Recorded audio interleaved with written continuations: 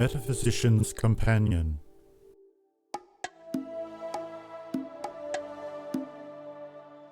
Hello, listeners, and hello, John. And hello, good morning to you, Graham.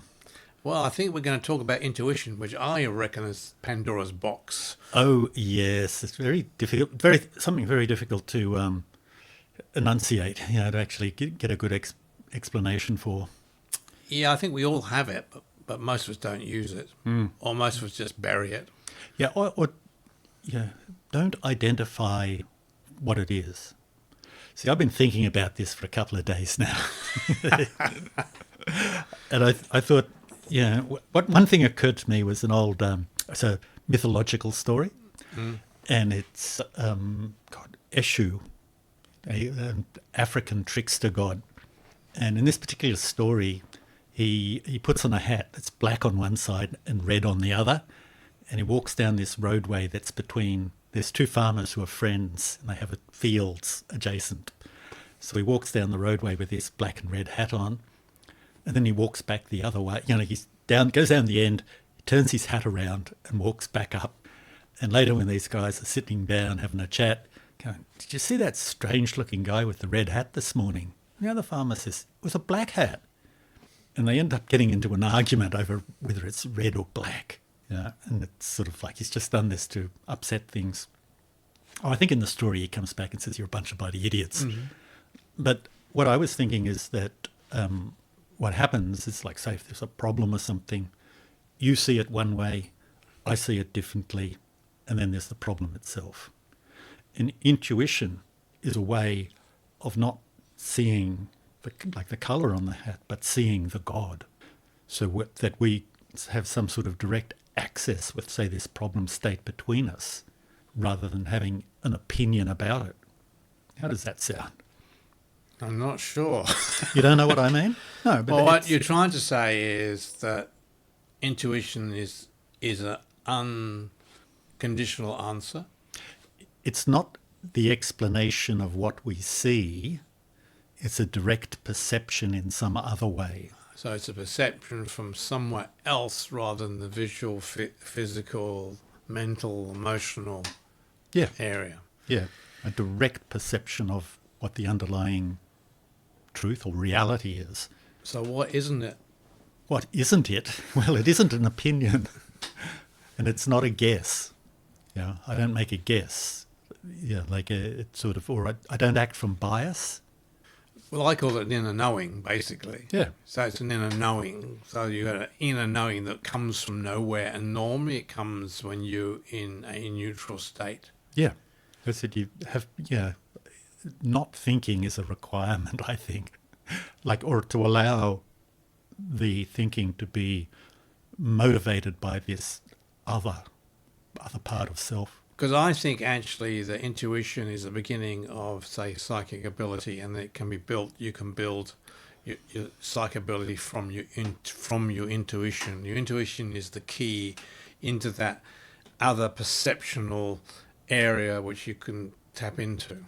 Yeah, well, you call it psychic perception, but you see what I mean? It's having a connection to some knowledge or information that hasn't come through what we would call the normal channels, like sensory, like hearing somebody tell you something, reading it in a book or newspaper, but it is the information you have accessed directly. Well, I'll tell you something. Yeah, on Monday, a lady's handed me her ring. I used to play around with psychometry back in the day. Yeah, me too. And she handed me the ring, and we were just talking in a general conversation about something, and anyway, I handed the ring back to her and I said, "Did your husband give you this?" And she said, "Yes." And I said, "You need to stop this anger towards your husband. It's going to kill you." Now, where did that come from? Mm. And then she went into this absolute rage about her husband. Oh, yeah. So that inner perception of what was the energy, for want of a better word, that thing that was in the ring, which is a solid article, but it had that, and this is the word, vibrational feel about it that told me something else. Look, I know exactly what you mean by the vibrational field. It's sort of, I remember doing that sort of things. I'd hold something, and it would be a feeling, and the feeling would be, I'd feel in my arm, and then I would allow it to form an impression, which was usually a picture. Yeah, and that image that would form would often be unrelated to what I would have said if I had detailed what I could see or hear. And people, like in the instance there, I'm sure the woman had the anger bottled up inside. Yeah. But using your normal sensory apparatus, you wouldn't have seen it. No, because she was quite calm and cool and talking about other stuff at the time. Yeah. So, but let's get back to this personal thing where one has a feeling about something for some reason that comes from nowhere.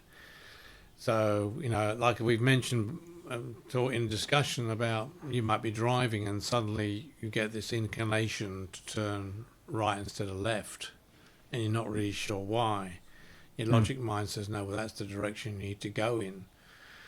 And I think this is much harder today because we all run with these GPSs in our cars and things, so we take instructions from the lady that tells us we must do this or must do that. I don't. Oh, well, because you're an exception to the rule, John. You always have been. Well, that's true. But back in the day before we had this stuff, if you got that feeling, you would follow it. And then you suddenly hear there was been a smash up the road or something else that's gone on that blocked traffic or something or other, which is quite interesting. And you think, well, okay, well, just as well I didn't go that direction because I might have been involved in an accident. Now, you could say that's just circumstances. Yeah. But then again, why did you get that feeling to change direction at that time? Yeah, the premonition. Premonition, yeah. Yeah. And I know we obviously hear people that have these premonitions, but again, it's usually when you're in this sort of very relaxed state, where you're actually not particularly thinking about something, or what you're thinking about is actually inconsequential, and then suddenly this feeling, and which is, what we call the gut, it sort of comes from the middle of your stomach, and suddenly, but it comes into your head. It's not an anguish feeling. It's not an anger feeling. It's like, bang, it just comes up like you need to turn right now. Don't ask questions, just turn right. But that's what I'm talking about. But I think most people have this sort of thing, but they don't use it. They bury it. Yeah. I think that's largely to do with what is culturally normal. Our cultural norms are quite Newtonian, I will say. Like Isaac Newton. Very mechanistic. What is real and demonstrable is, if you've got information through the normal channels, someone told you saw a car down the road going out of control, whatever it is, and you respond to this sensory input, which is, like hearing, taste, sight, etc., and that everything else you can't trust. That's the cultural message, I think. You cannot trust this other way. Yeah, and the other side, of course, is you have to. One of the questions. That's why I say you have to be in this neutral space, and it comes without any positive or negativity. I think that's the right word, because if it comes with negativity, normally it's your fear that's driving it. For some reason, something inside you fearful is driving it. Yeah, like I think the negativity would indicate that it's emotional or from subconscious. It's coming from somewhere else. Yeah, but I know what you mean. Like I could say that the thought or feeling bubbles to the surface fully formed. You know what I mean? And it doesn't really come in form of instruction. It becomes like a. How can you? I would call it for my speaking quite personally. Yeah. I would call it an intention. It comes up as like the language doesn't fit right. It's like do this now, but it's not an instruction. Do this. It is like the willingness to do it. It's surrendering to it means that I am doing this now. Like the language would be, for example, would be talking about the driving thing, turn left or right. Well, language would be, it would be safer to turn right now. Yeah. It's That sort of thing, but really, it's like well, it's really hard to explain. Not jovial is the right word, but that's what I mean. Like I keep trying to come with this. It bubbles. Yeah, It's not like a force going bam. Hey, it'd be a really good idea to turn right now. Yeah. It is not would be. It is a good idea to turn right now. yeah. You know what I mean? It's sort of And of course, this happens, and we're using the driving thing as an example, but it could happen for much more major things as well. Or it could be something that just, for some reason, comes up because whatever this message, what could we call it a message? What you would call it, not a message, or this in a knowing. I think that's the right word. Can take you somewhere else where you need to be as a being. the right word is intuition. Intuition, yeah. It's the intuition, because we're talking about intuition, yeah. So his intuition will push you somewhere else where you wouldn't be thinking of going, because the time, for want of a better word, the time is right. So then we have to ask the question, where does this intuition come from? Uh-huh. Well, I like to think that it's a deeper part of self. Is that, we are a life, and we are in this world. We learn how to be the person that we are. I learn how to speak this language and follow the cultural norms, but that's not who I am at the deepest level. I have this thing about people, and I found sometimes what I do is I look past the person. That sounds like a really weird thing. Who is this person that's in front of me? Are they that person who's projecting whatever they're projecting out to me? Or they're somebody or something else? And I've found it's always been right. So if you get an uncomfortable feeling, you move away from them. If you get a positive feeling, you move towards them. And I use that in the sense of interaction with them. Yeah. I actually think this is you talk about, for me, it's about a higher being that we are, and this is part of all the stuff I'm into. But I actually think that we are much greater than this physical body, far from it, and we actually have a higher consciousness, which is, for want of a better word, outside of the physical body. But then again, this stuff doesn't really have a place. The only reason we talk about it this way is because we're so schooled in linear thinking. Yeah. So we have to use it that way. But it actually is inside you, but you don't tap into it. Yeah. This is where you get these higher dimensions and all this kind of way of speaking. Yeah. So I think it's a very interesting subject, and I would suggest to listeners that if you do have intuition, you listen to it, and perhaps cultivate it, because it can actually open up a lot of doors for you in another area of existence in your life, and make your life broader and much more interesting. Yeah, it's one of the things I think you can work on in your everyday life under, in certain circumstances. Like I used to do massage, and I got a remedial certificate, and it could sort of work according to the rules, the instructions I was taught. But I got to a point where I'd sort of be going, what do I do now? And I would let go of trying to, analyze a solution. And that's the thing, let go of the analytical part and allow this inner voice, I'll call it, or this inner intention to suggest what to do, in the same way we were talking about turning left or right or whatever. Yeah.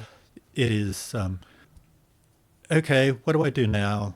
Hand over control, hand over the centre of authority. I'm not quite sure how to talk maybe about it's it. actually just my observation, but maybe you're actually asking that individual in another way, not a physical way. Where do you need me to be on your body to help relieve pain or pressure? Yeah, it's quite possible. So in a sense, that information is coming from that person indirectly. Yeah, exactly. Yeah, that's this is what I was trying to get at earlier with the what the person thinks the problem is, what I think the problem is, and what it really is. Get that information of what it really is by not thinking about it, not using my analytical mind, but opening and allowing the knowledge to come to me. So that it's not I don't create the understanding; it's given to me, or given to my conscious mind. Might be a better way to say it.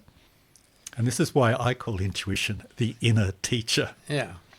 And with it, there's no agenda. Yeah.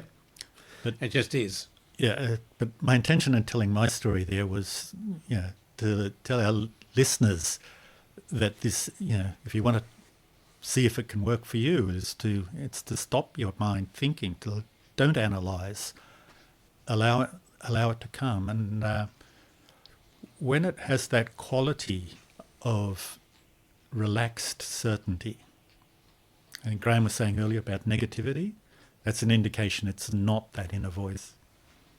What do you think? Yeah, well, I could keep on going with the subject. Keep going, but it would just become repetitive. Yeah. So I think we finish up here now, because I think we could go very deep with this if you think about it. Because I could start talking about chakra healing and go on and go on and go on, and how you wait for the messages to come through. So it's just the same sort of stuff. So the bottom line is, if you found you've got intuition, start to use it and try and develop it, because it's a very useful tool for you in life. Yeah, or even just consider the possibility that it's possible. Yeah. Open the door of opportunity. Cool. Okay, on that note, we're finished. Well, listeners, that's it for now, and we welcome any comments you have, and we'll talk to you soon. Yeah, I hope to have you with us in the next time. Bye for now. Bye for now.